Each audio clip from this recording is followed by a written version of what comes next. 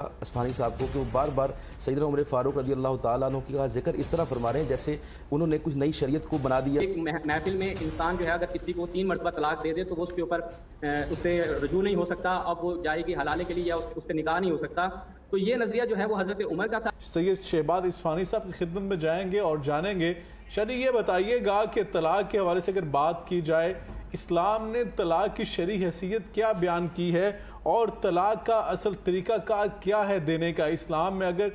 نے ہر چیز کی وضاحت کی ہے، انسان کی اگر خوشی کے معاملات ہیں، اسلام کے اندر ہر پہلو پر، زندگی کے ہر موڑ پر رہنمائی کی ہے۔ اگر میاں بیوی کے درمیان نوبت طلاق تک آ جائے تو طلاق دینے کا اصل شرعی طریقہ کار کیا ہوگا؟ اس پر بات کیجیے۔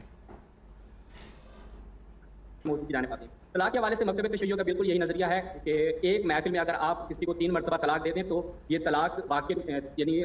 طلاق کے بائن نہیں ہوتی، یعنی حرام نہیں ہوتی اس کے اوپر، وہ ایک ہی طلاق کنسیڈر ہوگی۔ اور یہ نظریہ جو ہے وہ قرآن مجید سے بھی اس کی تائید ملتی ہے اور غالباً اہل حدیث جو ہے وہ بھی اسی نظریے سے قائل ہیں۔ یہ جو 3 طلاقوں والا نظام ہے کہ ایک محفل میں انسان جو ہے اگر کسی کو 3 مرتبہ طلاق دے دے تو وہ اس کے اوپر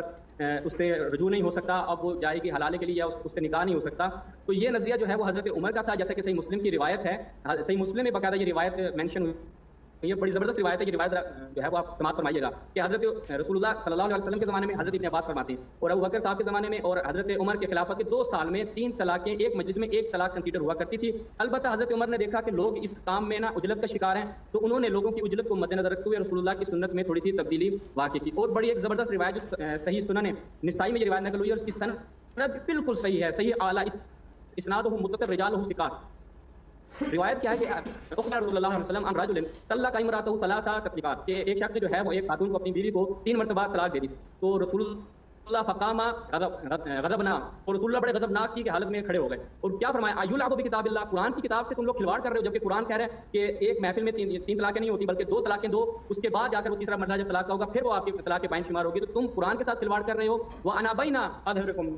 میں اور تمہارے درمیان اس وقت میں موجود اور میرے ہوتے ہوئے تم قرآن کے ساتھ کھلواڑ کر رہے ہو۔ آپ نے نوٹ کیا ہوگا اسفانی صاحب کو کہ وہ بار بار سیدنا عمر فاروق رضی اللہ تعالیٰ عنہ کا ذکر اس طرح فرما رہے ہیں جیسے انہوں نے کچھ نئی شریعت کو بنا دیا یا شریعت کے کوئی خاص چینج لے کے آئے۔ آپ کو ہماری طرف سے کسی اہل بیت کے حوالے سے کوئی اس طرح کی بات کرتے ہوئے نظر نہیں آئے گی، تو یہ اسی بات کا ثبوت ہے کہ ہم اہل بیت سے اور صحابہ سے بات کرتے ہیں۔ حضرت عمر فاروق رضی اللہ تعالیٰ نے اگر اس طلاق کے اوپر پابندی لگائی ہے تو کسی خاص مقصد کے لیے لگائی ہے، جس طرح آپ نے اسٹوری کی صدا کو کچھ عرصے کے لیے ساکت کیا تھا، یعنی قرآن پاک کا حکم ہے تو وہ کسی وجہ سے کہ قید پڑ گیا تھا، تو لہٰذا جو علیکم سنتی و سنت خلفاء راشدین جو ہے وہ ہمارا ایمان کا حصہ ہے کہ صحابہ کرام کا جو عقیدہ تھا وہ اسلام کے محافظ